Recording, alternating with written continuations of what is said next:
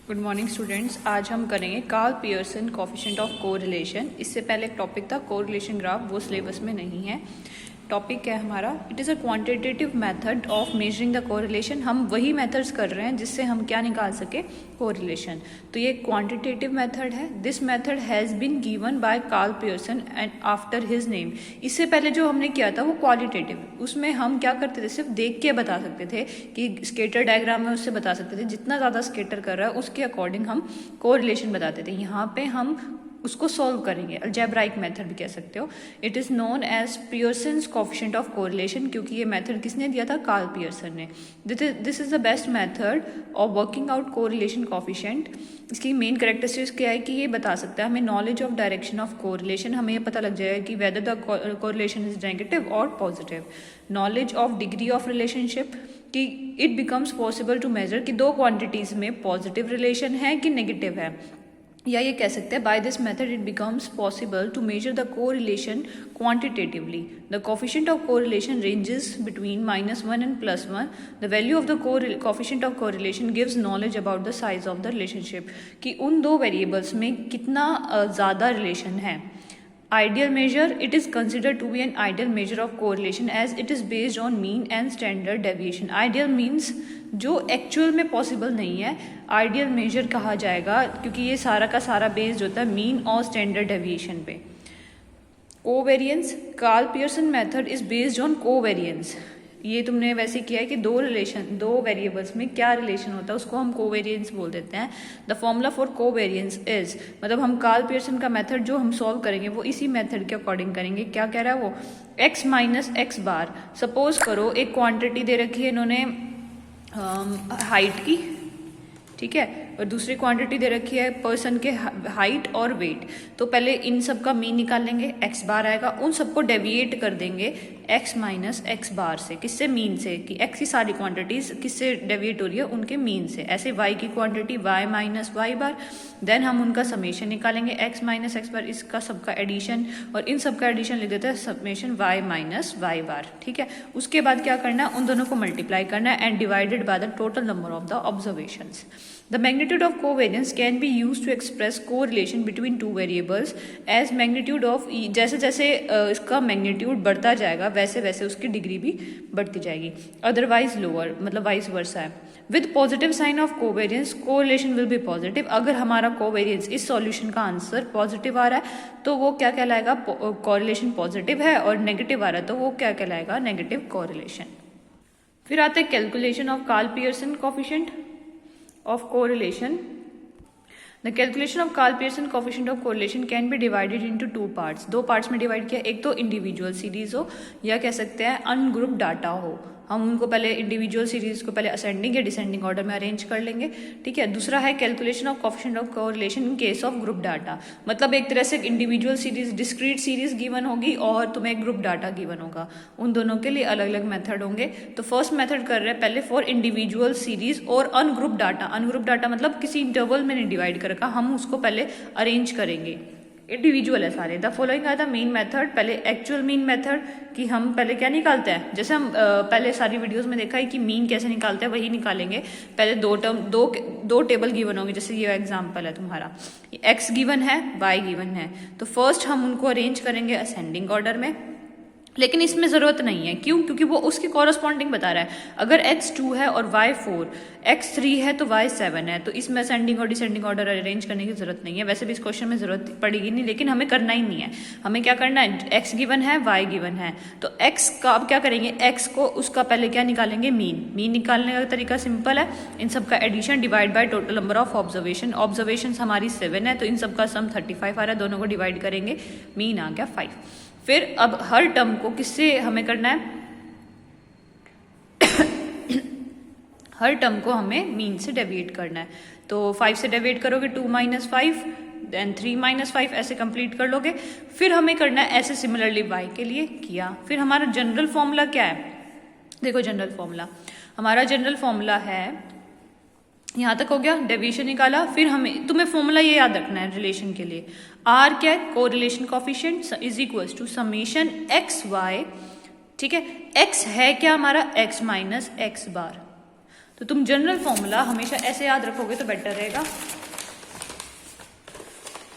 R is equals to x minus x bar का square, sorry y minus Y bar, दोनों का multiply, then summation करना है, और नीचे आएगा summation of x minus x bar का square summation of y minus Y bar का स्क्वायर। देखो यही क्या रखा है, अंडर रूट, दोनों मल्टीप्लाई में है, उन सब का समेशन। और क्या है, पहले x बार माइनस एक्स बार का स्क्वायर करके ऐड अप करना है। कुछ बच्चे क्या करेंगे, ये स्क्वायर टर्म से कैंसिल आउट कर देंगे, नहीं, इसमें क्या है, पहले x माइनस एक्स बार का स्क्वायर, फिर जो टर्म्स आएंगे उन सब का एडिशन, ठीक है। फिर जो ऐसे y माइनस वाई बार का जो स्क्वायर करके सबका एडिशन आएगा वो उन सब का मल्टीप्लाई करके अंडर रूट, और ऊपर सिंपल है x माइनस एक्स बार y माइनस वाई बार का समेशन। देखो कैसे करना है, हमारी टेबल में x माइनस एक्स बार को x से डिनोट कर दे, ये क्या है हमारा x माइनस एक्स बार का स्क्वायर, तो ये जो जो चाहिए वो निकाल लिया इन्होंने। सिमिलरली y के लिए y माइनस वाई बार, यहाँ पे क्या है y माइनस वाई बार का स्क्वायर हो गया। अब एक तो चाहिए तो स्क्वायर मिल गया इसका भी, फिर इन दोनों का एडिशन स्क्वायर करना, देखो -3 का स्क्वायर -2 का स्क्वायर, फिर इन सबका एडिशन 28 आ रहा है, यहाँ से भी सबका स्क्वायर करके एडिशन करके 130 आ रहा है।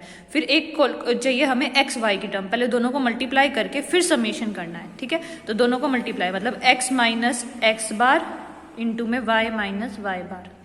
तो कौन सा कॉलम है, एक तो ये वाला और एक ये वाला, -6 -3 प्लस 18, -3 -2 +6 -1 -2 2, फिर 0 फिर 1 0, फिर ऐसे करते हुए सारा आ गया, फिर उन सब का समेशन यहाँ तक आ गया। फिर हमें फॉर्मूले में वैल्यू पुट करनी है। फॉर्मूला क्या है हमारा, समेशन एक्स वाई अपॉन में summation X square summation Y square under root, summation X Y मतलब x माइनस एक्स बार, ये रहा 58 आ रहा है, तो हमने पुट करा 58 बाय में under root summation X square, इसका समेशन कितना आ रहा है 28 और y का कितना आ रहा है 130, तो हम इधर लिखेंगे 28 इंटू में 130, फिर इसका अंडर रूट निकालेंगे, r की वैल्यू आ जाएगी। r की वैल्यू जो भी आएगी वो प्लस माइनस, देखो क्या इसको सॉल्व करके इसकी वैल्यू आ रही है +0.96, और मैंने तुम्हें पहले ही बताया पॉइंट इसका जो कोरिलेशन कोफिशिएंट है वो -1 to 1 के बीच में लाई करता है, ठीक है। अब इस सिमिलरली दूसरा क्या दे दिया, from the following data compute the correlation coefficient. तुम्हें क्या करना है, अब की बार मीन गिवन है, तुम्हें देखो लिखा हुआ है नंबर ऑफ आइटम्स मतलब n गिवन है 15, दोनों की वैसे भी 15 ही होगी। अर्थमेटिक मीन गिवन है 25 18 और squares of the deviation from the mean. तो तुम्हें क्या क्या गिवन है, देखो ये n है तुम्हारा, ये x बार है, ये y बार है, ये x बार का स्क्वायर है, sorry x minus x bar का square, y minus Y bar का square.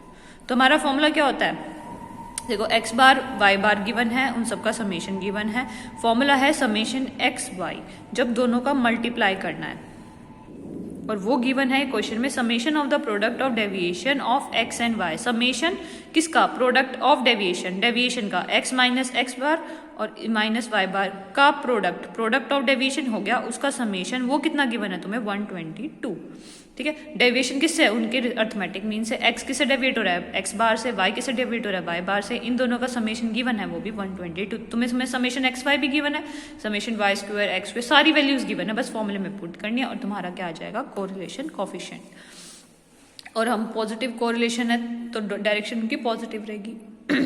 From the following table calculate the coefficient of correlation by Karl Pearson method. Same procedure है, कुछ भी अलग नहीं है, और इसमें बल्कि अर्थमेटिक मीन भी गिवन है, तो हमें अर्थमेटिक मीन नहीं निकालना पड़ेगा।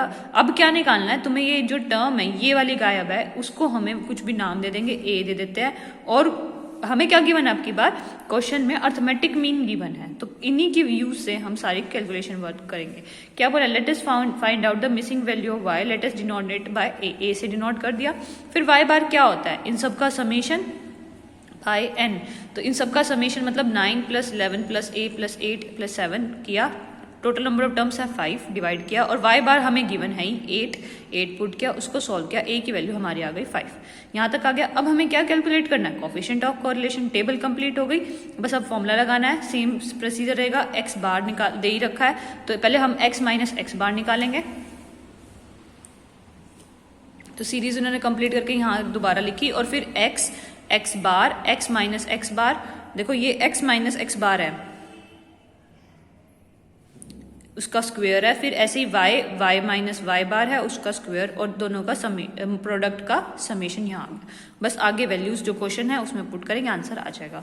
Similarly from the given data find the number of items. अब की बार हमें n निकालना है। वही बात है कि क्वेश्चन में कितनी क्वांटिटीज है, 1 2 3 4 और मीन और जो भी गिवन है, इन सब में से कोई एक हमें निकालनी पड़ेगी, बाकी सब गिवन होगी। रिलेशन कितना दे रखा है, कोएफिशिएंट ऑफ कोरिलेशन 0.5। तो देखो कैसे करना है। R हमें गिवन है 0.5, समेशन एक्स वाई 120 और स्टैंडर्ड डेविएशन सिग्मा वाई वो कितना गिवन है 8, समेशन एक्स स्क्वायर कितना गिवन है 90। बस, और हमें निकालना है n। पहले हम r लिखेंगे। r का फॉर्मूला होता है summation X Y by summation X square summation Y square under root. हमारे पास इसकी वैल्यू है क्वेश्चन के अकॉर्डिंग, इसकी वैल्यू नहीं है, ये निकालनी है। समेशन एक्स वाई भी गिवन है, ये भी गिवन है, ठीक है। तो ये आ गया हमारा 0.5। समेशन एक्स वाई की वैल्यू में दे रखी है 120, summation under root summation X square की वैल्यू दे रखी है 90, समेशन वाई स्क्वायर की नहीं पता, तो हमें इससे इसकी वैल्यू निकालेंगे। कैसे, देखो ये वाई स्क्वायर है देन समेशन है, तो पहले 120 हम क्या करते हैं, इस अंडर रूट को इस साइड ले आएंगे, बाकी कैलकुलेशन इधर कर लेंगे। 120 बाय 0.5, पॉइंट हटाया 0, यहाँ पे 240 आ गया।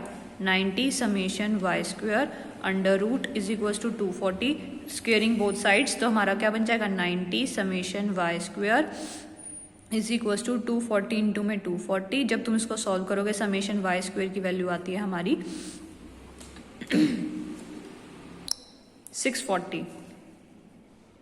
समेशन वाई स्क्वायर कितना आ गया 640, ठीक है। अब समेशन वाई स्क्वायर आ गया, हमें क्या चाहिए, समेशन वाई स्क्वायर है क्या, summation Y square is equal to 640। Summation Y square हमारा होता क्या है, summation Y minus Y bar का स्क्वायर, वो कितना है 640। और ये होता क्या है हमारा समेशन वाई माइनस वाई बार, अगर हम सिग्मा की निकालें, सिग्मा वो क्या होता है अंडर रूट, स्टैंडर्ड डेविएशन का formula summation Y minus Y bar का स्क्वायर बाय में n, ठीक है। हमें n की ही वैल्यू चाहिए, बस अब आगे वैल्यू पुट कर देंगे। हमें सिग्मा की वैल्यू दे रखी है, क्वेश्चन में कितनी दे रखी थी सिग्मा की वैल्यू 8, तो क्वेश्चन में 8 गिवन है, इधर 8 पुट करेंगे, इसकी वैल्यू 640 है under root n, under root खोलेंगे तो इधर 64 आ जाएगा, बन जाएगा 64 इज इक्वल टू 640 अपॉन में n, फिर कैंसिल आउट करके 10 आ गया, n की वैल्यू आ गई 10। हमें यही निकालनी थी। तो जो जो क्वेश्चन में गिवन है तुम्हें बस एक फॉर्मूला, नया फॉर्मूला यहाँ देख लेना, स्टैंडर्ड डेविएशन का फॉर्मूला ही होता है sigma y is equal to y minus Y bar का स्क्वायर बाय n, ये होता है हमारा सिग्मा।